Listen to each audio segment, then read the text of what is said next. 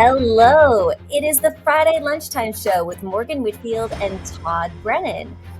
It is the 14th of March, 2025, and this Friday we will be discussing homework in the age of AI with our special guest, Emily Folorunsho. Please feel free to text in, listen, and enjoy the show.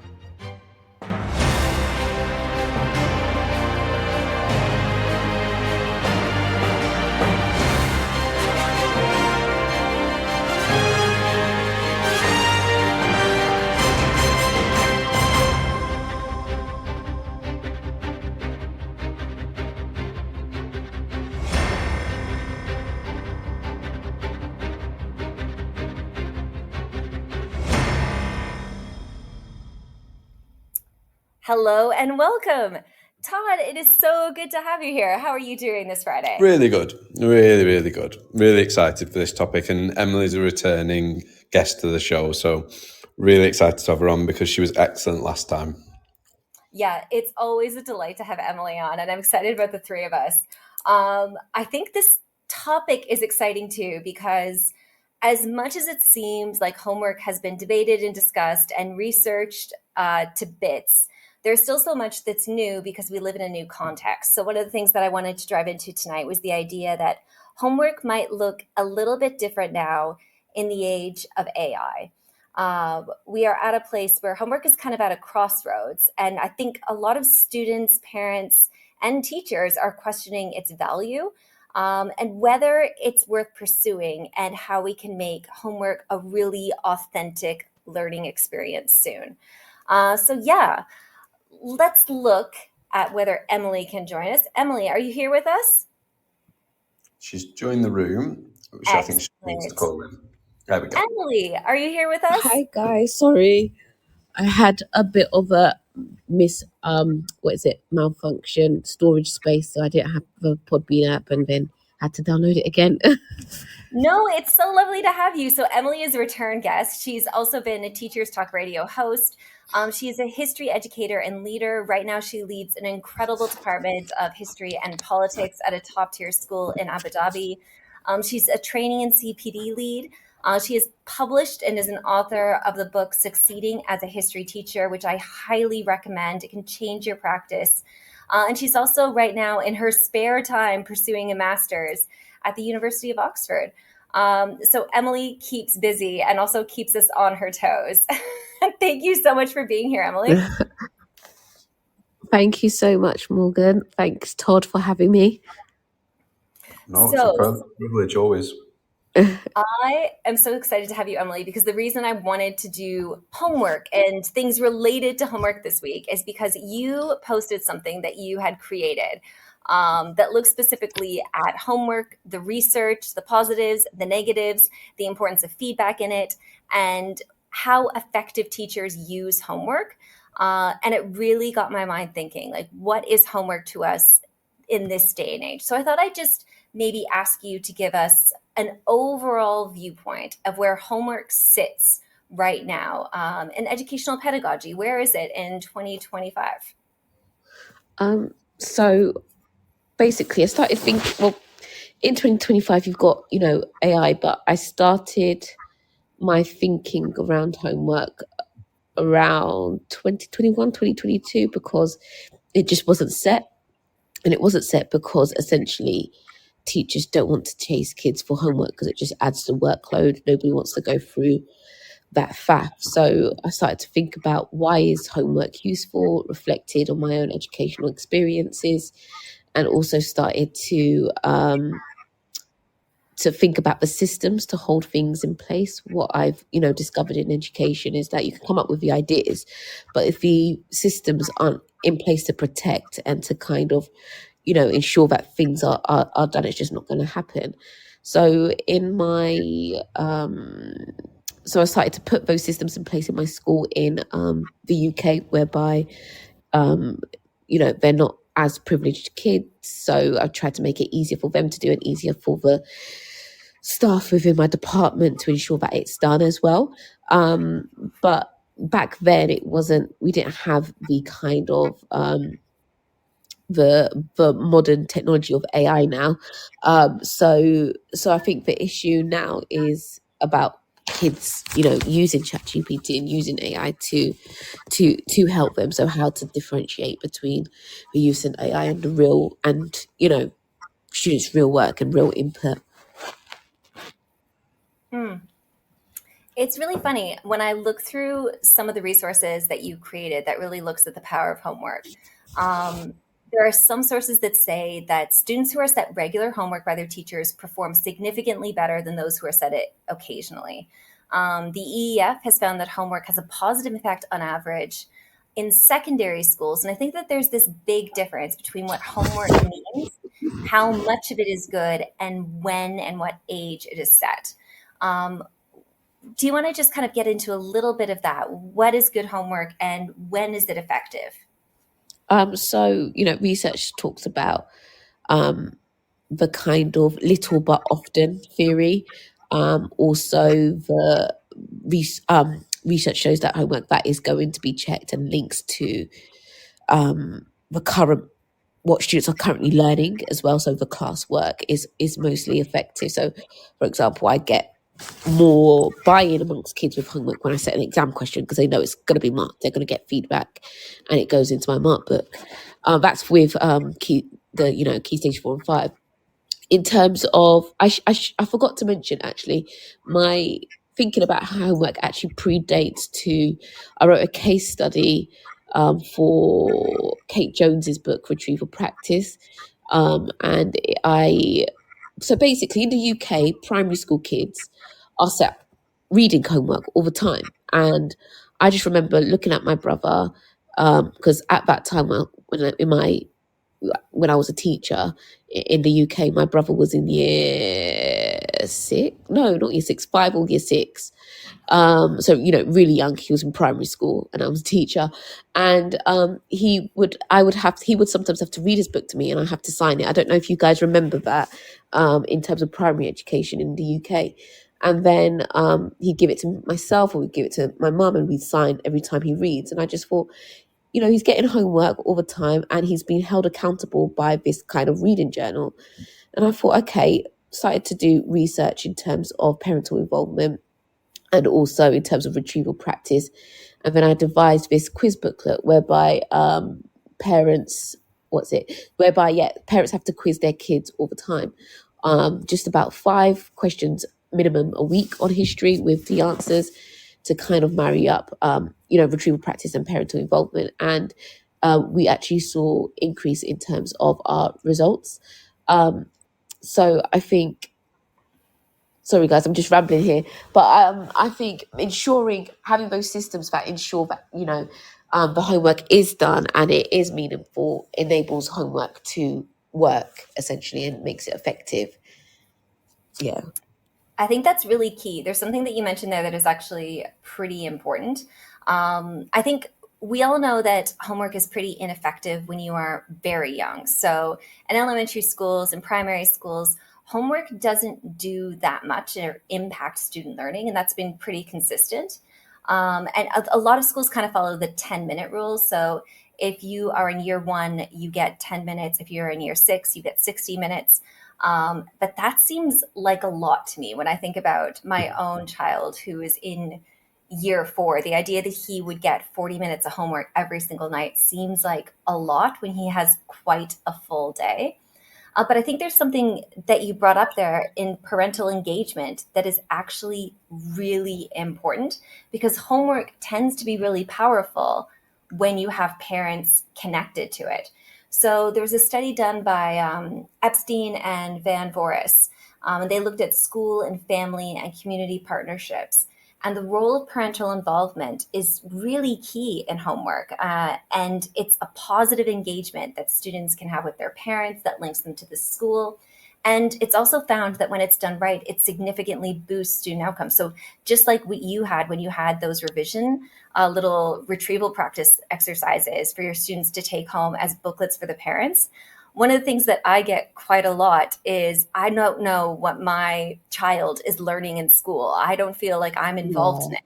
And I think that when you make Same. parents partners in homework, all of a sudden you have an ally to really help you. But we often miss out inviting parents in on this part of learning because we think we do the learning, the kids do it, and parents are just supervisors, when in fact we should really be asking them to be more involved. Yeah, I Yeah. definitely agree. And I saw that often during Parents' Evening in the UK. I mention UK a lot because obviously there's contextual differences from the UK, and I'm currently in Abu Dhabi, and the students that I teach currently are very well self-motivated, and they don't have they've got the resources. So I had to do a lot in the UK where the kids weren't necessarily motivated, and whereby there was inequality in terms of them doing homework at home, and to get that parental buy-in in terms of those booklets, whereby the parents actually don't need to know anything. They just have the questions, they have the answers, so they don't actually need to know the history. And it's just a good way to actually just talk to your kid, after school. So yeah, that was an interesting experience. That's really fascinating. Well, there was one thing that we've kind of raced ahead because as much as we're like, oh, homework's been talked about a lot, home learning has been talked about a lot, prep has been talked about a lot. We have these different names depending on the context when you do it, how we want to shape its language as a school. But I thought one of the questions I would start off with actually is just what's the best homework you have ever set? Emily, you've just given us one example, but I thought maybe you could give us another example of your favorite Oh, yeah. homework. Todd, you give us your favorite homework. Let's hear. What is the best homework you've ever set, and why was it amazing? I'll start. Look, Todd, you go first. Okay. So there's a few things of it that hopefully this exemplifies that I just pick up on. I think homework should be really easy for the teacher, first of all. And that means in terms of giving it out and also in terms of taking it back in. And the work of BJ Fogg, I think, is important here. I don't know if you've read any of that or if you've read, what's the book on habits? Oh my gosh, my brain on a Friday.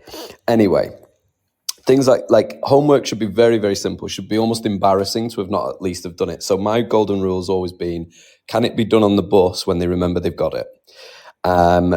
And so that was kind of my start point. So what I used to use was an app called Memrise, and I used to use it for key terms revision and key quotes revision for GCSE. And I found that really, really effective. Really easy for me to check. Embarrassing for the students to have not done because it was so simple. It was just something on their phone, as I say, on the way into school.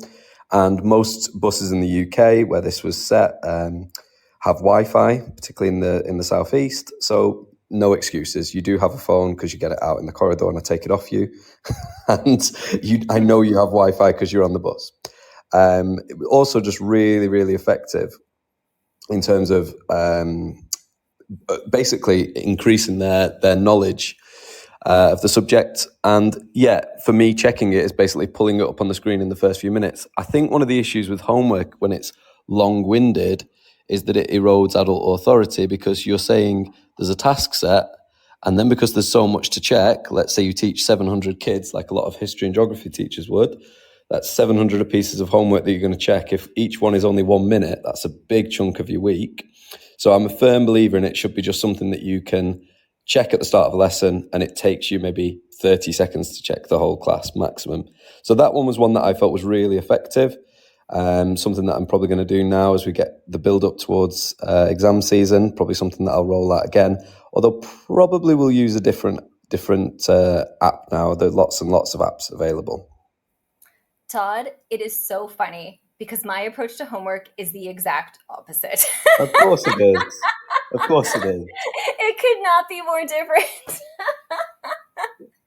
Yeah. So it's really interesting because I think we both we come at it with such different angles. So the best homework that I think I've ever given tends to be homework that is long-term and project-based. It has to do with what we're doing in a topic, but it tends to be a completely separate project that they do over a long period of time because I am a geography or humanities teacher. I don't like checking homework and trying to chase it up when I only have the kids 2 or 3 times a week. And I teach many different classes. I don't want to waste like precious lesson time, like checking in their books to make sure that they've done a little bit of something. I like to make a showcase out of it. So at the end of the term, I've done things like creating a sustainable city, and the kids have an entire term to build a sustainable city. Then they come and bring it in all in one day, and they get to make kind of a spectacle of it. We come in, we judge it, they share with other classes, and it's really fun. Now, I recognize that one of the things about this type of homework is that parents can hate it because I have given them a huge project that is complicated. It doesn't always have to be something that's like a marquee event, but I do like the idea of one big piece of work. So it could be something like um, writing a UN resolution on a topic, and you have an entire term to write a UN resolution on a topic. And then at the end, you bring it in and you have to see if you can get signatories from all the different other people in a class where you're sharing this work. So I like homework that can be creative, is long term, and that they can is related to the topic and is also completely separate. So it's not just here's a little bit of something that you can finish up at home, or you're just finishing something up that you started in class.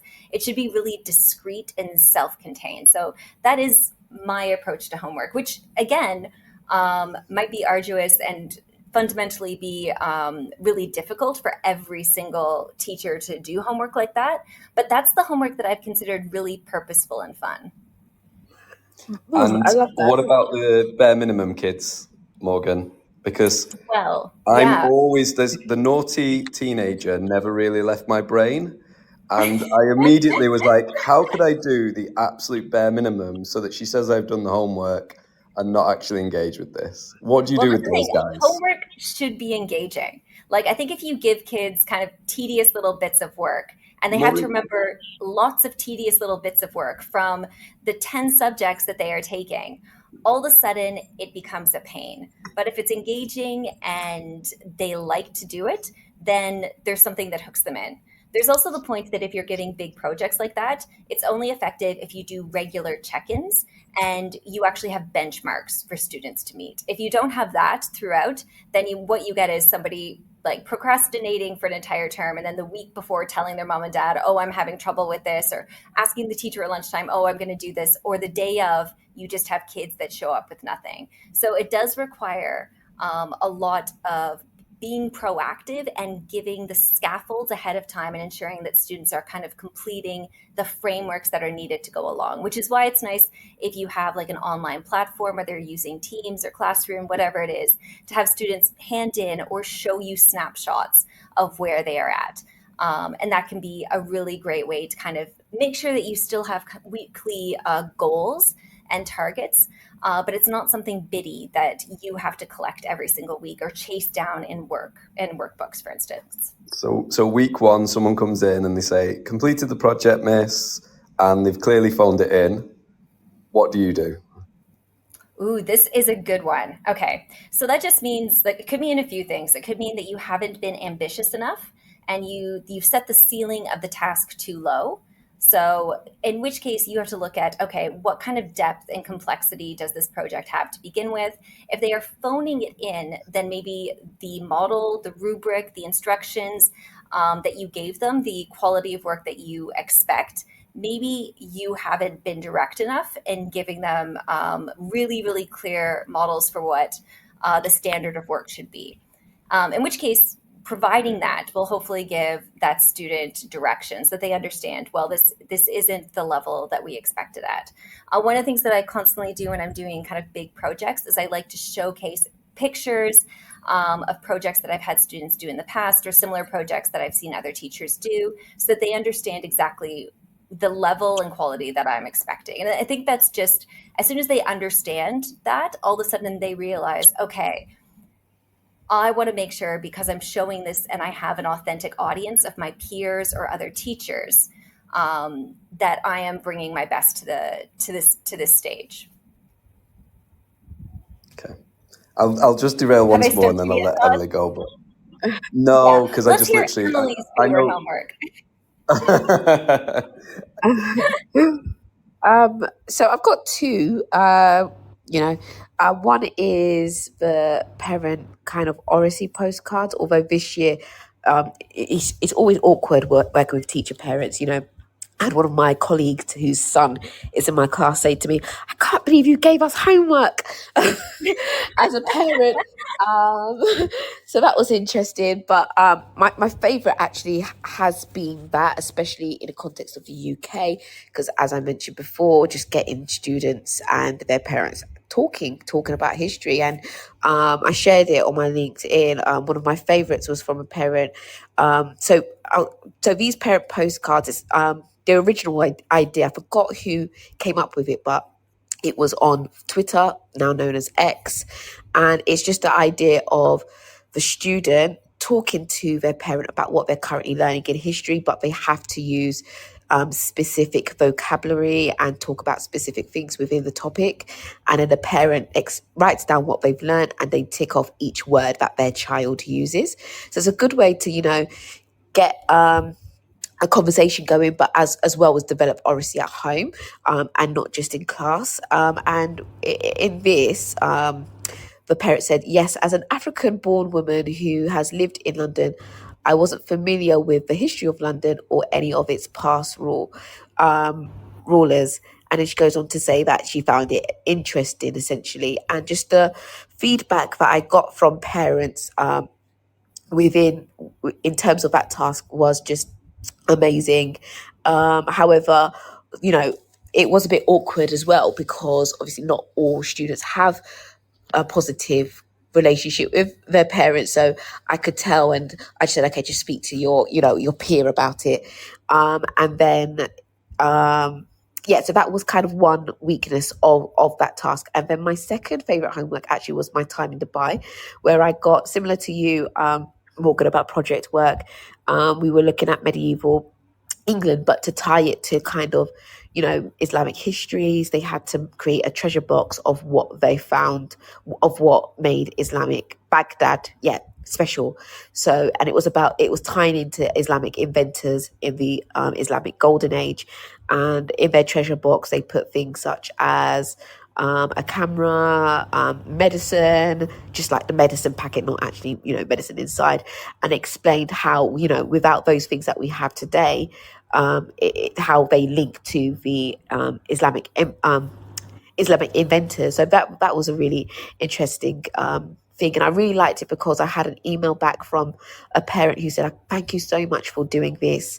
I took my son to Sharjah, because in Sharjah there's a museum of the history of Islam and the history of the Islamic inventors. So the fact that it got, students into the museum, into like exploring history of their faith as well, was it was actually just magical to see, to be fair. So yeah.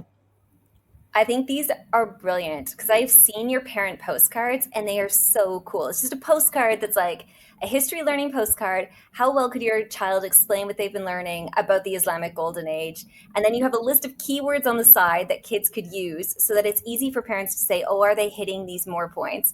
You have like connective words like furthermore, moreover, consequently, that parents can use. And plus, I love this. On the postcard itself, you have like a QR code that goes to a year 7 example about what this would look like. And then it's so easy because so many parents feel like, well, I'm not a subject expert. I have no idea anything about the Islamic Golden Age, or I don't know anything about Mughal India. So they don't feel like they can give any feedback or know if what their child is telling them is correct or incorrect, or address any misconceptions or misinformation. So it's really nice that you actually put in examples that parents can then judge, oh, is my student, is my child actually able to speak about this knowledgeably and accurately?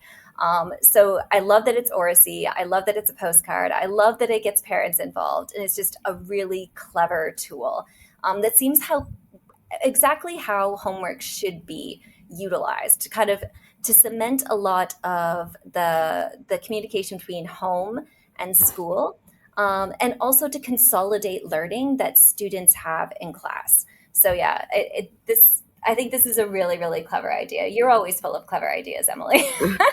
It's not my original idea. I did come across it in on X years ago, and I thought I'll bring it to Abu Dhabi. You should definitely take credit for it. But there's Thank lots of like you. retrieval practice tasks. Like your booklets are really fantastic too. I think the guiding principles that you use when designing these homework tasks is incredibly clever. And I think there's simple ways to make sure that homework is organized really well as well. So, Yeah. Todd, what would you bring to that? I feel like you have unfinished business with us in homework. No, I think that the few things that I'm thinking here is Emily's pointed out something really, really important, which is about the equity of homework. Because some parents can't read, for instance, that's unfortunately is quite common in the UK, more than I think we'd expect. And obviously in this international context that we're all in at the moment, parents might not read the language of the subject. They might not speak the language even of that subject. So there is an important equity issue there that Emily's touched on. That was one thing I was thinking through that. And it's just interesting, obviously there's lots of fantastic things that have happened through the type of homework that you guys have set. And that is superb. It really is. It just wouldn't be how I would choose to do it. I personally wouldn't want to set those extended project things for a whole host of reasons. But you've just described some fantastic opportunities that have arisen from them, some fantastic conversations that have happened of them. So it's not. I'm not poo-pooing the idea at all. I was just intrigued, Morgan, as to what you do in those situations. It's worth saying I was a person who worked out that it would take me less time to sit the detention for homework than to actually do the homework. So at school myself, I only completed one homework, which was a project-based homework. You'll be pleased to know the teacher asked us to bring in something that represented God to us. And I thought, well, I'll just bring in an empty shoebox and say that I'm an atheist. And I don't even think I was, particularly at the time. But I would have been a kid who just would not, I would have been the kid I was describing who would just go, no, I'll take the detention. So it's interesting to hear the other side of the story, and some of those amazing opportunities that have come out of those are obviously really fantastic. But yeah, I like the ones like you were describing there, the sort of the knowledge organizer types checks, the elaboration on something you've done in class, or the consolidation. That would be two sort of key founding principles that I would run towards. Having a blank knowledge organizer that they complete at home and just show you on the desk while they're doing the starter activity or the retrieval activity or prerequisites or whatever you do with the start of your lesson. So that would be my little take. I think there's a lot there about equity. Like, I think that language is one form of equity. I think also we have to recognize that not every single student is able to do homework because they might not have the resources. And those resources could be the tools, whether that's access to internet, for instance, or the access to a laptop or a computer at home, which we often just expect. They might not have access to time because they might be doing long commutes to and from school. They may be working after school. They may be doing childcare because they have 2 or 3 younger siblings at home and it's a noisy environment. They may be entirely incapable of like staying awake because it's a very sensory heavy environment at school, and then coming home, they do need to take a break. Exactly. And that's a very sort of All sensitive kinds of issue. things with homework that are equity based. Yeah, because say, for example, they're just something like safety. They don't have a home that's safe, for instance. That could be an issue. And so they're going home to a home where they're unsafe, and getting out a homework book with an angry adult in the room who hates school because they hate school, they had a bad time at school, is potentially going to cause a lot of disruption. So there are really extreme circumstances, certainly, and less extreme circumstances that just prohibit it. And that can be across social classes, obviously. But I think the other side of that coin is somewhere another kid is doing the homework and is therefore improving in the subject area. And so not setting it for those children because of the lack of resources, lack of safety, all of the things we've just described. And that's kind of the difficulty of this, is that you don't want to not set it, because that means that, is it the Matthew effect? Gosh, my brain on a Friday. But, the brighter kids getting brighter because they're doing more and more and more. And the kids who maybe need to do some catching up are doing less and less and less, potentially. It's not always quite as straightforward as that, but homework is a huge equity issue, definitely. I think that some schools, they try to limit that. Sorry, go ahead, Emily. I know something that Todd mentioned that gave me an idea is he mentioned about, how some parents can't read or understand English, and in the context of the UAE, there's some parents that don't understand English and they speak mostly Arabic. And and when he mentioned that, he gave me the idea of um, pushing the Arabic students and even maybe the non-Arabic students to, even when they next year for the parent oracy cards, to present in Arabic, because I don't know if you guys are aware of the new KHDA framework and goal for, I think they've got schools in Dubai have got like 3 years to get prepared, but they're pushing for more Arabic to be taught in schools in Dubai. I'm not too sure about Abu Dhabi as of yet, but KHDA put that out, I think, this week.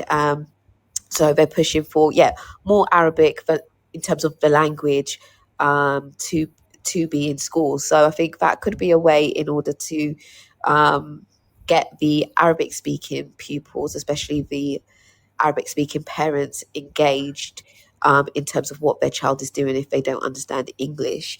So thought I'd just share that as I was listening to That's Todd nice. talk Yeah. about that. And that's the other issue is that obviously then it's about, so you would go away then and presumably with someone from the Arabic team make those and change those. And that's, Emily, we often talk about butterflies and hornets, that Joe Kirby, and Oh I've forgotten no, the I updated. wouldn't change it into Arabic, the language. No, Just them going to speak in them speaking in I see Arabic. what you mean. Yeah. But that just triggered me to think of that. The other issue, the thorny issue here, which is then what return on time invested teachers get. Because, for instance, everything I just mentioned, schools in the UK, certainly, then they offer things like homework club to compensate for that. So for this potential gain of homework that we've talked about at the start, the research sort of supports, there's then teachers have to market 1 minute per student, 700 minutes roughly for non-core subjects. And then some kids need support, let's say 10%, just to pluck roughly pupil premium figures out. So 70 kids now need supervision after school. How many nights a week? And so there's all these unintended consequences on and on and on and on. But yeah, absolutely. There's always opportunities as well as costs. And that one there is a fantastic opportunity for some schools to say, why not speak in your first language, in your home language about this matter? That's a fantastic opportunity. I'm having like a lot of thoughts. My head is just kind of spinning because there is a lot to unpack there. I think the equity point about not all students being able to do it, that's a really powerful point. And so my immediate gut reaction is, well, we don't mark homework. Like we make it just an effort grade, for instance, or it's just about completion. Even completion and following up, that takes time. There are kids that put lots of time and effort into it, and a huge part of homework, if we want to make it good, is that we want to be able to give feedback on it. So it shouldn't just be a tick box exercise. It should be something that is a dialogue. So there's a lot there. At the same time, I'm coming from a really different context because I'm in Southeast Asia. And what I find here is that there's a huge parental demand for homework. Homework is seen as something that is necessary for a student to do well. And not only is there demand for more homework, we also have parents that are taking their students to after school tutoring centers for 3 or 4 hours a night after they're done school. And it doesn't necessarily mean that these tutoring centers are doing anything special. It just is crunching through material and practicing until they have nailed down a certain bit of content. And it is this kind of, it's not working smart, it's working hard, but the expectation for homework and that kind of work is there, which again is linked back to something that we haven't addressed yet, but is a huge part of the homework debate, which is just simply the fact that homework is stressful, it causes anxiety, it can be detrimental to well-being, and is linked to things like sleep deprivation. So homework, really tricky. There could be some positive outcomes, but there is all these unintended consequences that go out in every single direction, whether for parents, students, or teachers.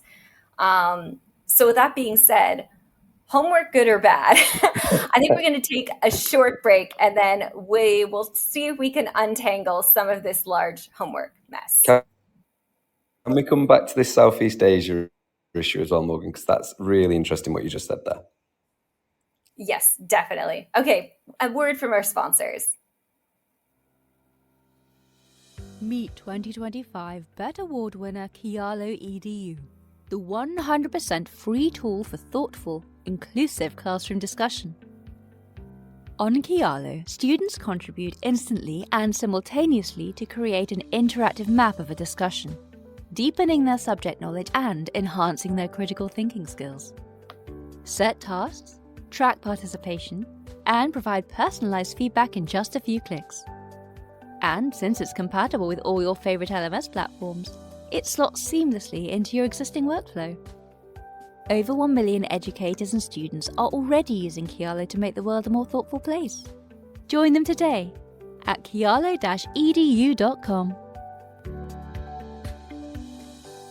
This show is brought to you in partnership with John Catt Educational, publishers of professional development books and resources that support great teaching and learning in schools around the world. Don't miss out. Level up your professional development today and visit johncattbookshop.com to explore the full range of titles. Use the code JCTTR2425 for 20% off your order. Happy reading. And we are back. Okay, Todd, why don't you start us off?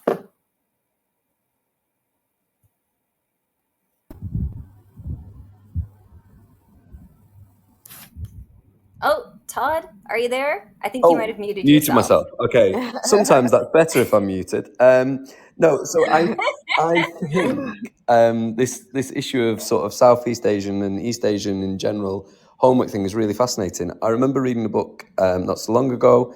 Are we allowed to mention books? I forget the rules. Are we? Sure. Right. In Lucy Crean's Cleverland, she talks about this issue of this extended homework. And I don't remember if it's covered in the book, but what exactly are they doing? Because I'm going to take a real stab in the dark here and guess that it's not unseen poetry analysis. I'm just going to guess that it's probably predominantly maths and science. And so what's interesting to me there is, if that is the case, that this is the work that's considered valuable, and the work that's considered sort of worth practicing, well, the data kind of backs that up, right? That there's a real top performance in that area with maths, with sciences. So are we perhaps not the subjects that should be setting homework? Are we perhaps doing homework incorrectly? Are some of those stresses actually purposeful? Because we could do with a maths teacher to correct me here, but I'm pretty certain that it's a subject where practice is the thing. But so let's unpack a bit of that. Is it predominantly maths and science that they're doing, Morgan? You're obviously there. Yeah, so I think there is, but I think that's more of a parental push than necessarily one that has to do with like, oh, we feel like it's definitely a parental push. I think there's an issue of subject equity. If we said in a school, oh, we're only going to concentrate on maths and science, like I would automatically make the strong argument that like the number one homework that I remember all the way growing up was just being told to read widely. And that's what I did. Like falling in love with reading made me a better student. And I would read anything and everything. I don't remember sitting down and crunching for hours doing maths homework, although I'm sure there were many hours where I did do maths homework, but what shaped me as a person was reading. So I think it's really hard to say, oh, like we should have a certain subjects be given kind of dominance or given priority. If you are an artist, there are going to be those kids that want to spend hours and hours and hours after school because it is their place of happiness and joy and development to be painting with oils. So it's really, really tricky. It goes back to the heart of what is the purpose of homework. What is it to drive a student's organizational skills, to help them consolidate knowledge that they're going to be tested on? Is it to make sure that in the subjects where they need the most practice, they're given time to do the most practice? And I think that's what I'm getting at is it almost that some subjects need more time, or is it that, as you've sort of hinted at there, it's a cultural expectation that we as a culture value these subjects more? Or are those the subjects where practice is actually more productive? And that might be pure happenstance that they happen to have focused on the subjects where it's more productive to do more. But yeah, almost certainly, very, very few parents, I would imagine, are sending their children in the evening to, read some Keats, I would guess. Do you know what's funny, Emily?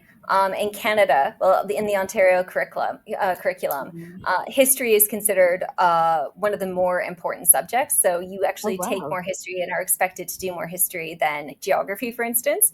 It's definitely given, like, you have to study it to a higher level. It's considered more important. It's related to our citizenship classes. So I think that we have this idea that math and science is ubiquitously more valuable. But that's not a universal that's not a universal thing. And so I was shocked when history and the humanities in general are given such short shrift in the British curriculum. So it is a really interesting point that maybe we have to look at where we're spending our time. I've been at schools where we've had prep, and that kind of fixes some of the issues of equity. If everyone is staying for an hour after school, and it's very assigned, like on these days, every other week on a Thursday, you have art homework.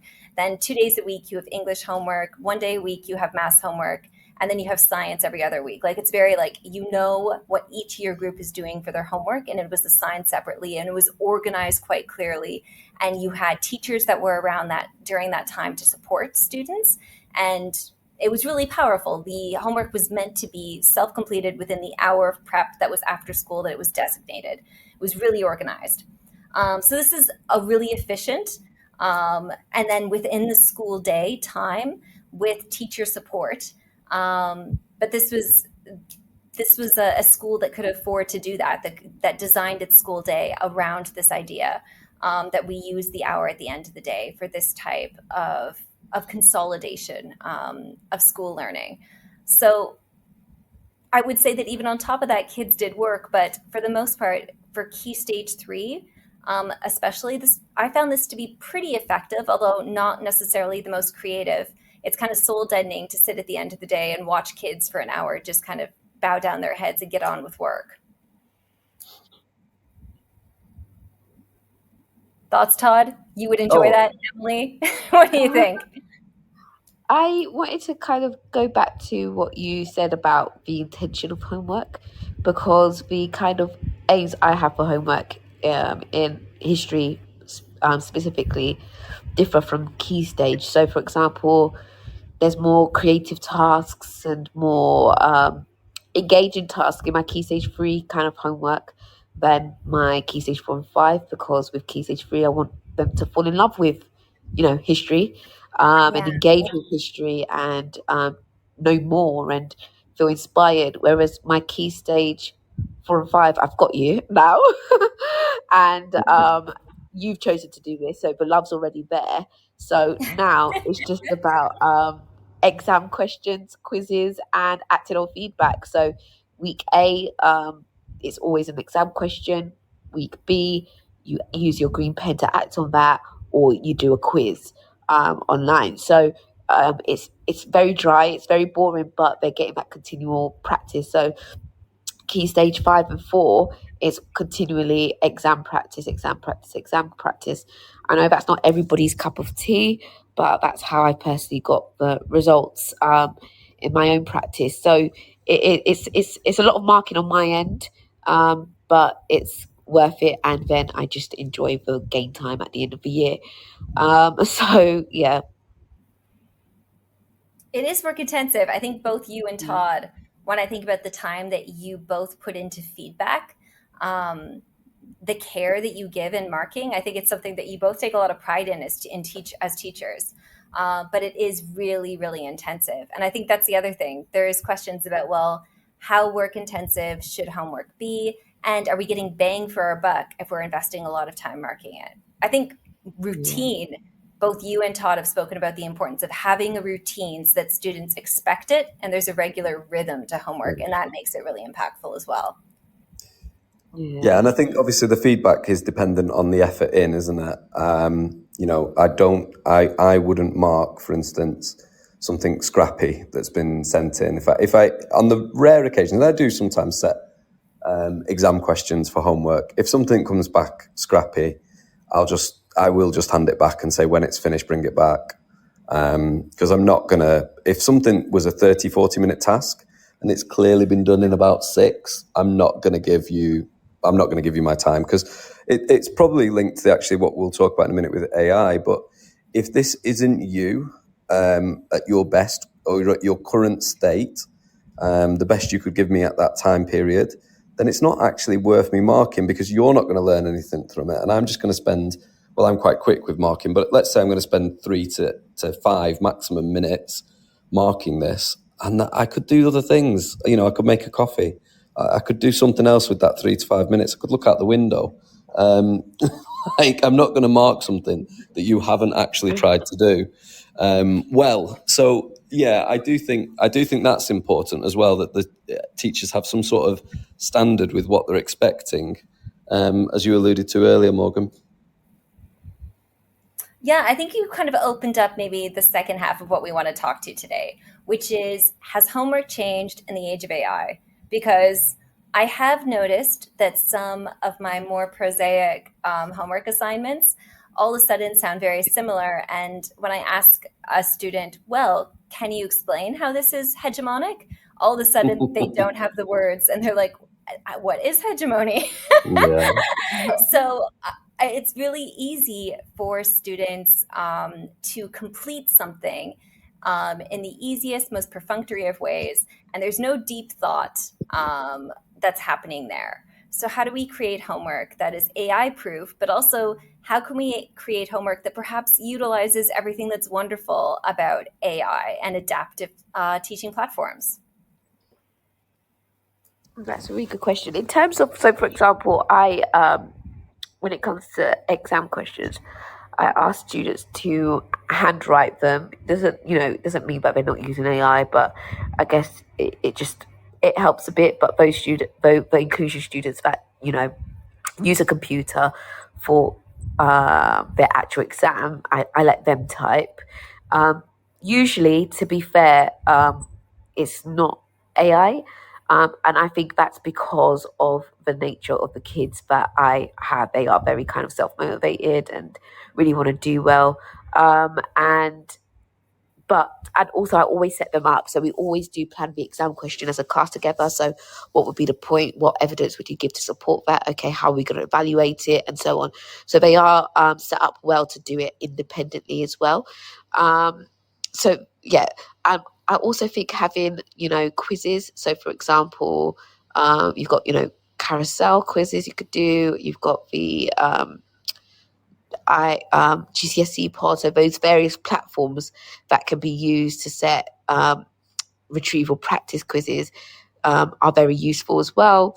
And yeah, I think that would be useful in terms of homework and using AI. I don't know if I've set any homework sorry, I should have mentioned those platforms. I keep forgetting. Sorry, I don't know if I'm trying to think of ways to integrate AI in homework. I don't know if any of you've got suggestions. I would just say I agree with a lot of what you've said, Emily, and obviously, as we'd all agree, there's lots of fantastic platforms. The big thing for me is that I think as schools we need to be out in front of AI a little bit, and tell students very explicitly how we think it could be useful in our subject areas, but also as well, often something like that, an AI prosaic piece of homework that's been handed in, is a student who just doesn't want to face not having done the homework.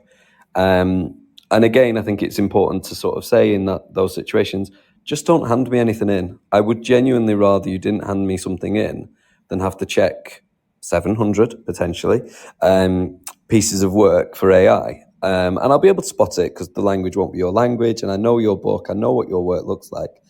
But just don't hand it in, just tell me honestly, because I don't want to mark the computer's work. And in all seriousness, some of the AI work that I've had handed in the past, I genuinely thought was worse than what the student could produce, because it was creative. It was creative writing, and it was really formulaic, and it was kind of just like a performance of the thing, sort of simulacra of the thing. So I do think schools need to be really open and honest with children about what they think the use of AI is, but also about, look, if you haven't done the homework, do just let me know. We can work with that. But what I can't work with is you wasting my time on me marking something that isn't yours and you could do something better. That's what I'd say there. I think it's really interesting. When I think of like my own evolution with homework, I remember growing up, and if your homework was late, you'd lose 5% of the mark per day that it was late. And so you could, if you needed the extra time, you could hand it in late, but then you get 10% off or 15% off if it was 3 days late. So there was, this is what I remember, is constantly worrying about deadlines and homework and making sure like I didn't want to be penalized for being late. And I find that really strange now. If I have kind of a thing with my students where I want it to be theirs. And I think there's something about teaching students about the academic integrity involved in AI. And that homework is basically an exercise in trust. And also that they understand that it's to their detriment if they're not doing something with knowledge. So I end up telling mine all the time that the purpose of the work that I'm giving them is to take knowledge from one form and in their own way transform it to another. So the very act of taking something, summarizing it, turning it into an icon or a photo, organizing it in a new way, categorizing it, homework is about consolidation. So it's about them playing with knowledge in a way that is interesting and new and will help them recall that and retrieve it later. It'll help build up that schema. So if we want homework to do those things, we have to be really forgiving, I think, about maybe handing it in as well. And it's more about that opportunity to engage. I had a homework project that was due last week. And I remember 4 students coming up to my desk, and they all, for various reasons, hadn't been able to get it done, because these are really sincere students who really want to do well, and they didn't get it done, and they were very, very worried. And I take a very non-punitive, I think most teachers do at this stage, like a very non-punitive view. I'm just like, when is it good for you to hand it in to me? And for each of them, it was different. One of them wanted a weekend. One of them wanted the end of the day. One of them said in a week, because I've been traveling and I'm catching up in all my classes. And I just tell them, that's the extension, whatever you want the extension to be, that's your extension. And then you can hand it in to me, because I want something that is good and a representation of them and authentic. And I think homework is a conversation between a student and teacher that happens outside the classroom. And it continues an ongoing in-classroom conversation. So there is something powerful about it, but we have to wield it and navigate that conversation really thoughtfully, I think. Yeah, and I like that you're telling them the why of homework, Morgan. That's really good. Yeah, I agree. And I was just going to say that I've been thinking a lot more about, the ethics of AI and so on. And I've started just to tell students, I've created this resource with the help of AI, like having that for transparency there. So, for example, this week I was teaching the kids about how the governing of India changed from 1848 to 1948, and there were complex legislation. So I said, okay, this story is a historical narrative. What I did is I scanned the textbook, the chapter of the textbook that you're using, and I asked ChatGPT to create a historical narrative for a 16-year-old to understand the changes of governing. So I feel like what I'm trying to do is just try to become transparent with what resources I've used AI for and how I've used AI as well. And then the images that correlated with the stories were generated as well from AI, but they did understand the change and the continuity of what I wanted what I wanted them to understand because of that historical narrative. And also there's a paper by Mike Perkins. I'll send it to you guys, and it's titled "How Much AI is Too Much AI." And what they've done is they created a scale. So, for example, no AI, that's like no AI has been used at all. Number 2 on the scale is AI for research. So students have used AI to assist in terms of their research. 3 on the scale is AI assisted idea generation and structuring. Number 4 is AI assisted editing. Number 5 is AI task completion.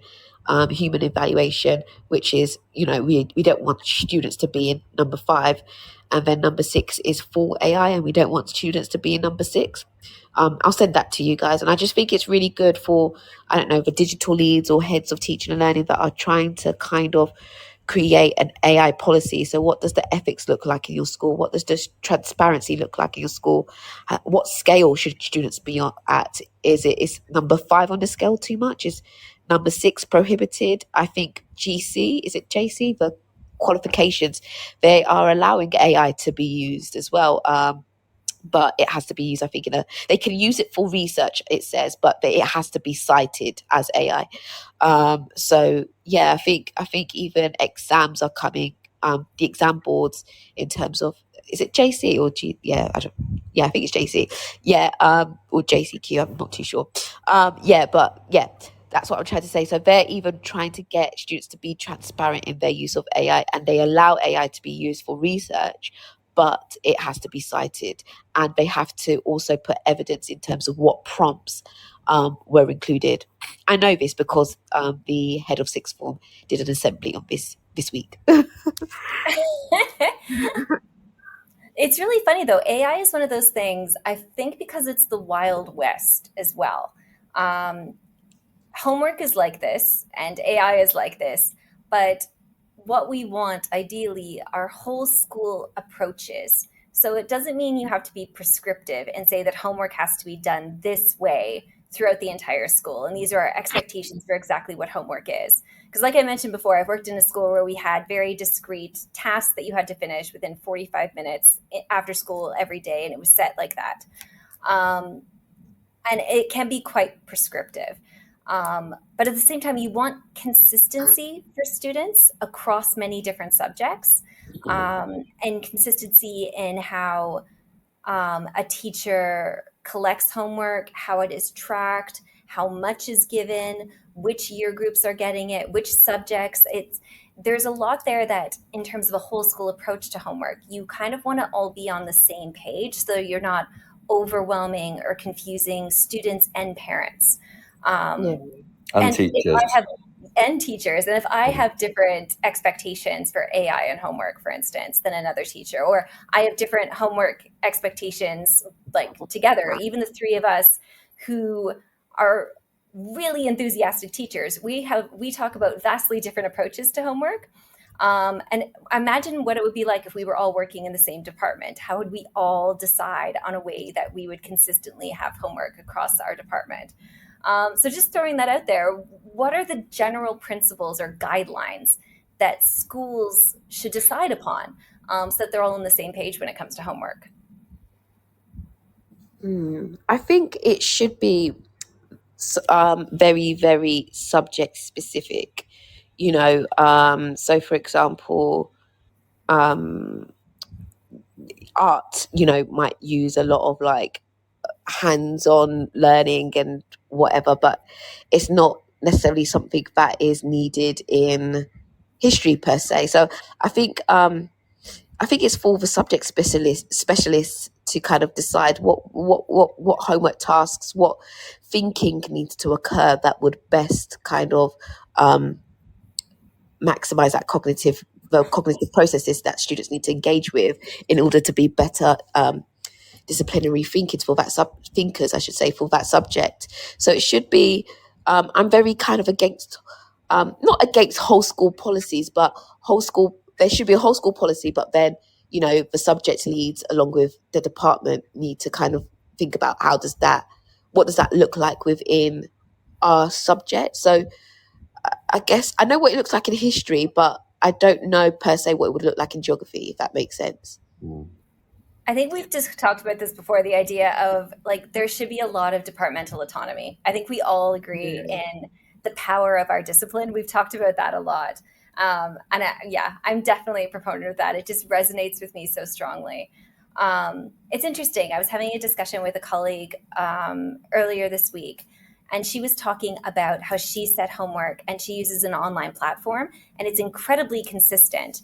And the students have pre-reading that they do. There's quizzes on it. It's self-marking, and it's what she uses to basically do homework and mark it for her. market for her students, and they get instantaneous feedback. And she's like, that is my homework. It's easy and it does work for me. The students are able to engage with it, and then I get a lot of data from it. So she's kind of said, like, this is a fantastic tool. Maybe we should use it more school wide. I had to agree. I actually tried it out this week, and I was like, this could solve a problem, but I need to like see how it works for my subject. That was my first thought, was like, it seems to work in her subject. Will it work the same in mine? And will it get me the results that I need? And I think that's the thing. You can share best practice and ideas, but it's really hard to say this is the way homework should be across an entire school, because our subjects are so different, and the learning and the way it happens in each subject is so different, and the skills and how they're practiced is really different, and the feedback necessary is so different. Definitely. I do think...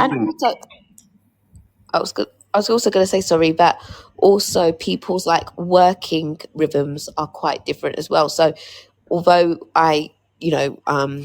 these Key Stage 3 booklets are set for every student, my team members, we all have a different rhythm of working. So some of us like to check it weekly. Some, like myself, just give it to me at the end of the unit inquiry. It just works with my working kind of rhythm. Mm-hmm. Some, don't necessarily like to set quizzes all the time, even though that's my kind of bugbear that I'm trying to so there's that one I'm going to work on. But in terms of, I'm not precious so much in terms of whether you collect in the booklets weekly, or if you collect it at the end of the at the end of the inquiry or unit, because I recognize that everybody has their own kind of working rhythm that's conducive to them. That's so true. Sorry, Todd, what were you going to say too? No, I was going to say, I do think that you do need some whole school element. I think you've alluded to that. I mean, I think you have to backwards plan from a realistic point of view of what a child's life might look like.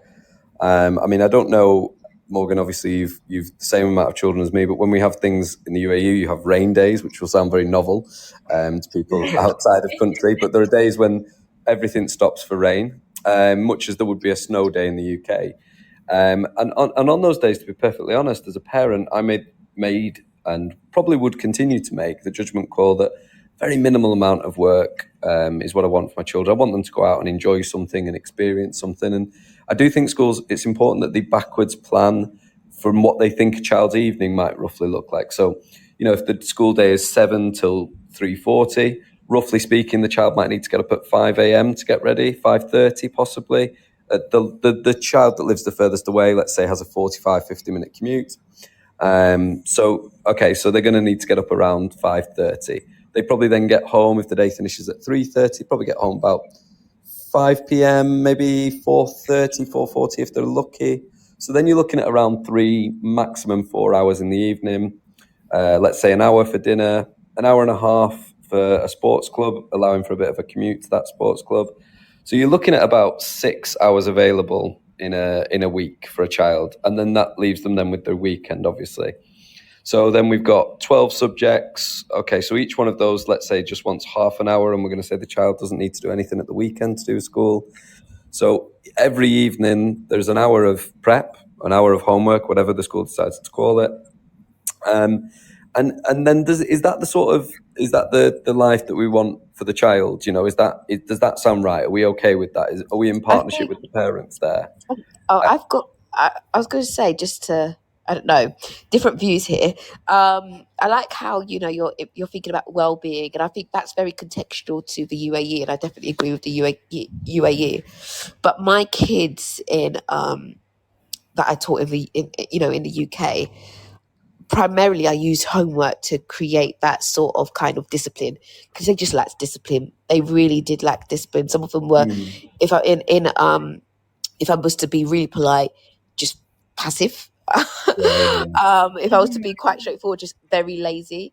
So I literally set homework as a way to for character training, in all honesty, and obviously giving them kind of conducive deadline. So I'm not asking for things like on the next day. Sometimes I would ask Key Stage 5 things for the next day simply because they weren't using their free periods well, and they'll be in a common room Yeah, talking instead of yeah, it's a working. bit different. Yeah, Yeah, and if it's like a 10 marker, only need 10 minutes to do that. So I want it in the next day. So stuff like that, I'd be quite on it with Key Stage 5. But for my Key Stage 3 and 4 students, I really, really did want to use homework as a way to kind of self-regulate them, to create that independence, build those organizational skills and discipline, because they needed it. Whereas because here, the school day is so long, from 7 to like 4 plus the extracurricular. I definitely agree with what you're saying in terms of thinking about that well-being element. yeah, and like it was the same for me in the UK. Perhaps just the school I was at. There were kids who would walk across town, but they couldn't afford the bus or whatever. They'd be in and out roughly the same hours. But I just mean, once you've sort of looked at the actual evening and the life of the child, then I do think it is worth saying, right, let's have some agreement around some key things. So, yeah, what homework is done on what day, when's it due, how long are we expecting each subject to have for homework, and being really honest with kids and with teachers. Don't be setting them a task or bulking and saying, oh well, I only set you a 10-minute task last week, so I'm going to use now this task is now going to be a 50-minute task because you gave me 30 minutes a week. I only used 10 of them last week, so I'm going to bulk it and say 50. Well, I do think schools need whole school policies that actually allow departments then to make that specific policy that leaves the children with quite an enjoyable life, because I don't know that really we've talked about the stress and the well-being, but the children have got lots of other interesting things in their lives. They're not just sat around I think children often think we sit in crates in the school building waiting to be unlocked again in the morning to get up and do more teaching. I think sometimes we do the reverse. We think that they just go home and they're just sat there waiting then to do more learning. And if you're a really elite athlete child, you're probably doing 2 hours of exercise in an evening with a commute to that exercise. So if you're a top sports performer, you've got to have incredible discipline to get any homework done. And so I do think just a policy that kind of covers the what, the where, the when, and the how much, that's enough, I think. I don't think you need to say everyone has to follow this particular type of homework or anything like that. I do think it should be disciplinary. But I think just some consideration to the life of the child as well. Yeah, consistency and kindness. I'm going to pause this right there, and then I'm going to bring you guys some stuff that I have just read off of ChatGPT. And we're just going to have a short ad break from our sponsors. Meet 2025 BET Award winner Kialo EDU, the 100% free tool for thoughtful, inclusive classroom discussion. On Kialo, students contribute instantly and simultaneously to create an interactive map of a discussion, deepening their subject knowledge and enhancing their critical thinking skills. Set tasks, track participation, and provide personalized feedback in just a few clicks. And since it's compatible with all your favorite LMS platforms, it slots seamlessly into your existing workflow. Over 1 million educators and students are already using Kialo to make the world a more thoughtful place. Join them today at kialo-edu.com. This show is brought to you in partnership with John Catt Educational, publishers of professional development books and resources that support great teaching and learning in schools around the world. Don't miss out. Level up your professional development today and visit johncattbookshop.com to explore the full range of titles. Use the code JCTTR2425 for 20% off your order. Happy reading. Well, welcome back. We are talking about homework, the good, the bad, and the ugly. And I was inspired enough to actually Google this earlier. I was looking at, what are the advantages of homework? And this is what I got. Number 1, reinforces learning. Number 2 and 3 surprised me. So number 2 is it promotes time management. So one of the things that is huge about homework in terms of an advantage is that it encourages students to learn to manage their time effectively and balance multiple assignments. And number 3, it improves study habits. So 2 and 3 improves study habits and time management. So it's really talking about, well, this is how we build self-regulation skills, how we teach students to balance responsibilities, basically, how to work independently, how to prioritize.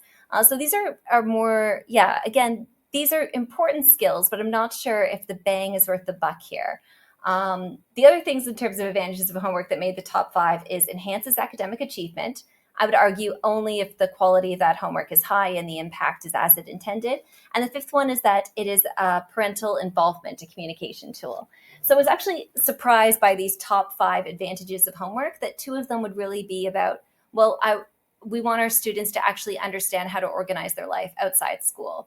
And when you hear Todd's story about the very real life of student athletes, or a student who is involved in drama productions, students that do extra tutoring every single day, students who have real lives and families that they want to spend time with outside school, homework and the stress and anxiety it might bring on, is that worth or packing the punch in terms of saying, well, this is an organizational skill that all students might have. We've talked a little bit in eating around the edges of talking about well-being. Todd and I were just speaking earlier about the idea of, well, if we're punishing students for not doing homework, that's kind of horrible. And it doesn't necessarily accomplish what's. Todd, do you want to kind of share what you were talking about earlier? The off-air conversation? Yes, the off-air conversation. Guide me a little bit, because I don't know which bit you want me to relay, and I need to check I'm okay to relay. Go on.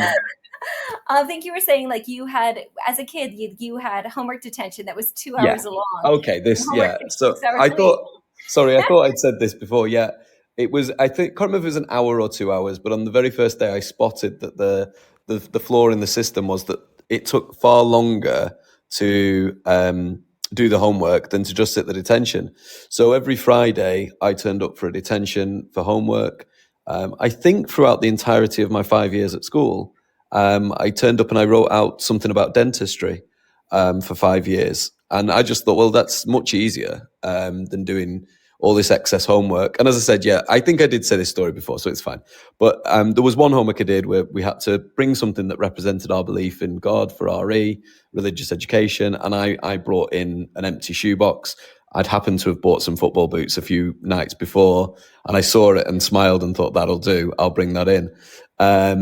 So that was about the only homework I can remember doing. Now, listen, memory plays tricks. I might have done a bit more than I remember. Maybe I didn't do the homework detention each week, but I certainly wasn't going to stop.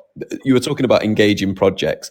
I was never given at school, and can't think of one now, a project that was more engaging than playing football with my friends at the park for 5 hours. I don't think I can think of a project now that would engage me more than that. So I do think, I think sometimes the reason that I always go with something that's minimal, almost commute in and out of school, completion type of task, is because I do think children's lives are very busy, and we love our subject, and amazing things can happen. But I'm just not. I remain a tad unconvinced that there's a project better than football or something else that the child loves. Is that what you wanted me to relay? Well, I think it's just interesting because I think we are products of our own education. So, because I came through on the Canadian curriculum, in the Ontario curriculum, we had something in every single course that we took called an ISU, or an independent study unit, where it was an open-ended kind of question where we got to kind of choose the research that we wanted to do. It would be worth about 30% of our mark in that course, and I loved it. There was so much freedom. They were kind of the highlight of the course. And that's what you spent a lot of time developing, were these kind of long-term projects.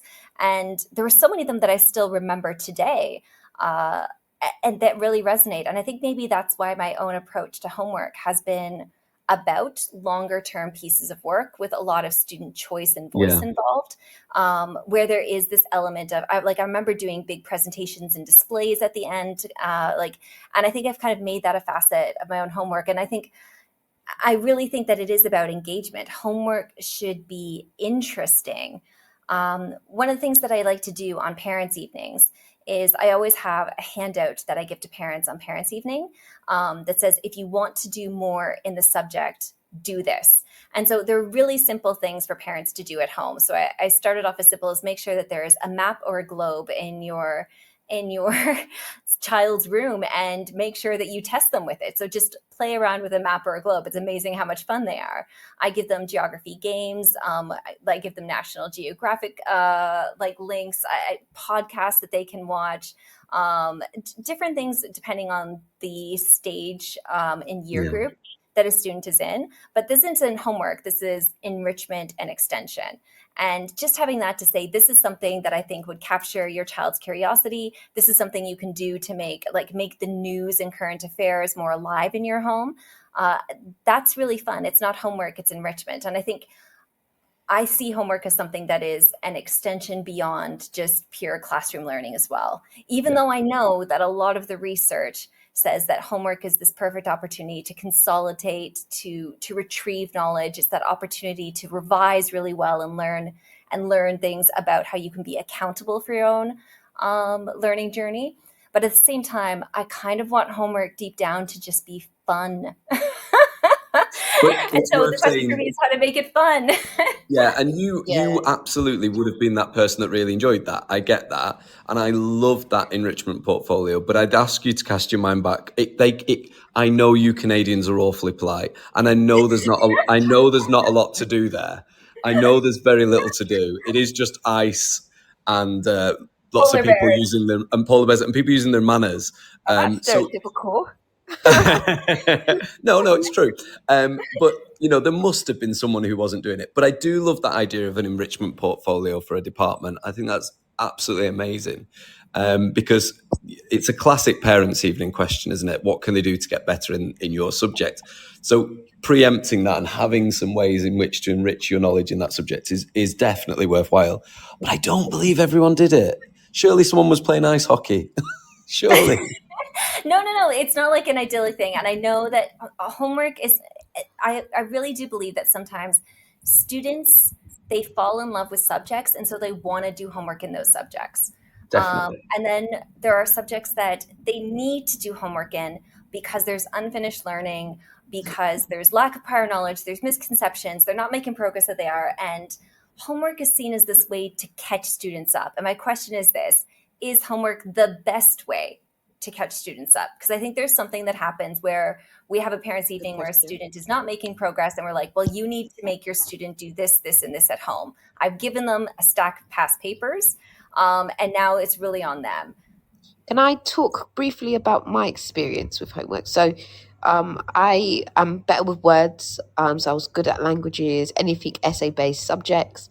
But in terms of maths and the sciences, I absolutely hated. But I had a teacher for maths called Mr. Williams, and he would set us about 5 minimum to 10 questions, maths questions, that were very, very similar to just basically exam style questions.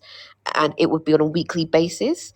And that was the main reason as to how and why I improved in maths, because I was continually practicing those skills and it was marked and I was given feedback because of that.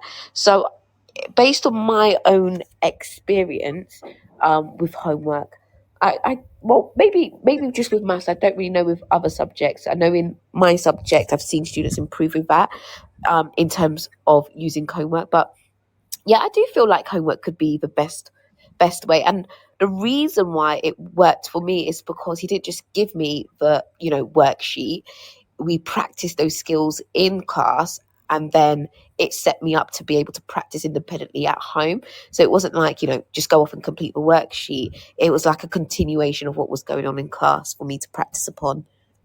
Yeah, homework should be scaffolded. Like, you can't just send kids off the deep end. It has to be something that's based on what's in class and given lots of scaffolds so that you can practice independently at home. And if you can't, there has to be something there that can help you complete that work in the absence of a teacher. Yeah, completely agree. And there is something from Hemingway on that as well. Hemingway, I think it's Hemingway, used to stop himself when he felt like it was going really well. so that he had that desire to come back and pick up and write again. So there is definitely something to that, Emily. Like, I mean, he bashed out quite a lot of books, and they're pretty good. So there's definitely something that's obviously anecdotal and not particularly scientific, but there is something about having the child finish off something that they feel really passionate about, or rehearse something that they've already done in class, and have that feeling, that good feeling of, I'm getting this. Let me just do a bit more to keep that memory It's funny. Active, and maybe that's where the subject specific comes in. Yeah. It's funny. I was just Morgan. talking to my head of science at my school, and I was asking her, I'm like, well, what's the simplest way to keep like homework that's good homework? And she said, you assign homework at the beginning of a lesson. And I think that's really epically perfect advice. Homework should be so pre-planned, and you set it not at the end of the lesson when everyone's rushing out the door, but it's pre-planned. It's the kids write it down and they know what to expect at the beginning of the lesson. So it's this culmination, or this thing that's a discrete task that builds on what you're going to be doing in that lesson that day. And simply flipping around that narrative, so that homework is this like goal for something for you to independently practice after we do this in class, I think is a really great idea. Agreed. Definitely. I'm just going to have one more word from our sponsors, and then I thought that we could just have some closing thoughts about homework of all things. So you have a minute in your homework to think about homework. Meet 2025 BET Award winner Kialo EDU, the 100% free tool for thoughtful, inclusive classroom discussion. On Kialo, students contribute instantly and simultaneously to create an interactive map of a discussion, deepening their subject knowledge and enhancing their critical thinking skills. Set tasks, track participation, and provide personalized feedback in just a few clicks. And since it's compatible with all your favorite LMS platforms, it slots seamlessly into your existing workflow. Over 1 million educators and students are already using Kialo to make the world a more thoughtful place. Join them today at kialo-edu.com. This show is brought to you in partnership with John Catt Educational, publishers of professional development books and resources that support great teaching and learning in schools around the world. Don't miss out. Level up your professional development today and visit johncattbookshop.com to explore the full range of titles. Use the code JCTTR2425 for 20% off your order. Happy reading. Welcome back. So we're just coming to our closing thoughts on homework. And honestly, I have so many of them, I don't even know where to start. So Todd, Emily, anyone want to dive in first? I don't mind. Okay.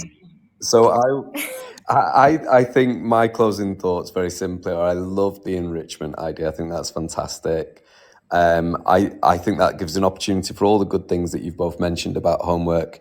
But I'm going to stay fairly firmly camped in my theory of set homework, not too much, be consistent, make it easy on the teacher, and make it embarrassing for the students who have not found time for.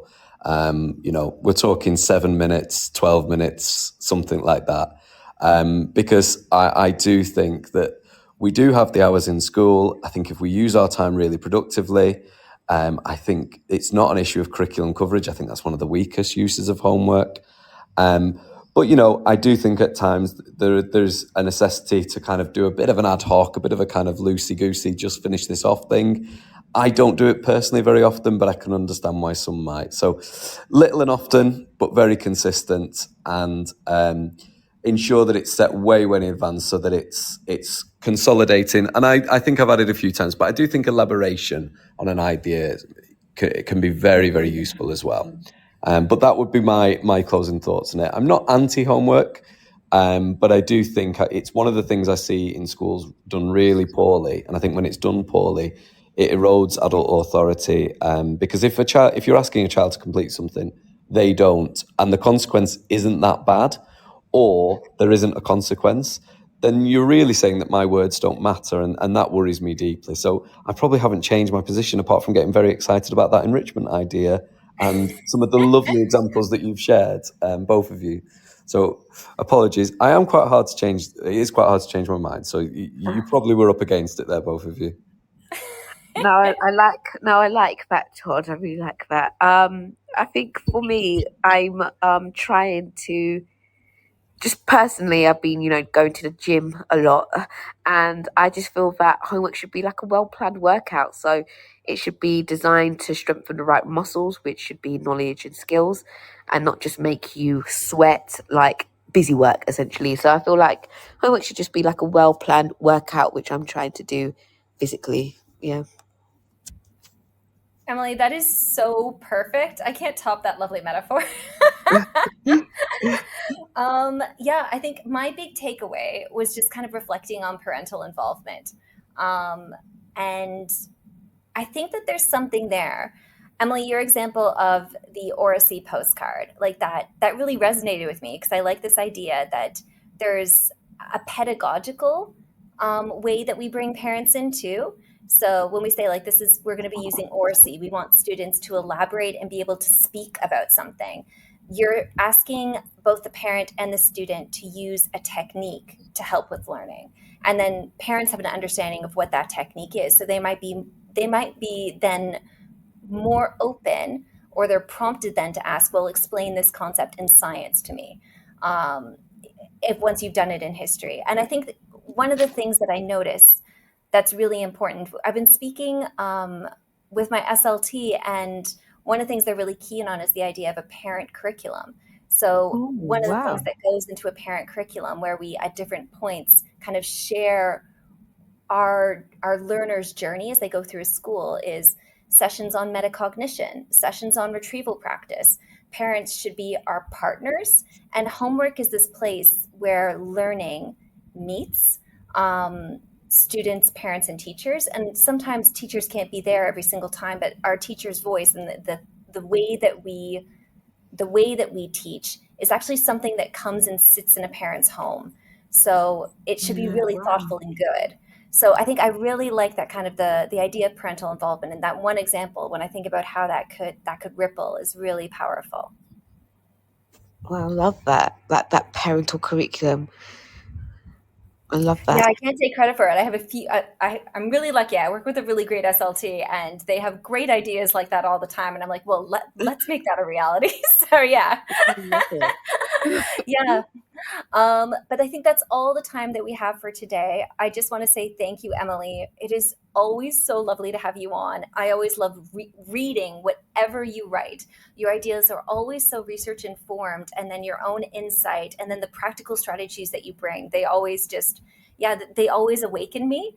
And I feel invigorated about what I'm going to be doing next in my classroom. So thank you so much for coming today. I'm sure we will have you on again. Thank you, Emily. Thank you for having me. Thank you for having me. I really honestly enjoy it. It just always feels like a conversation. I love it. A conversation that we always continue off air as well. So that's always fun. But thank you to all our listeners for listening. And I hope that everyone has a lovely week ahead. Have a lovely weekend, all. Have a lovely weekend. Bye. Bye.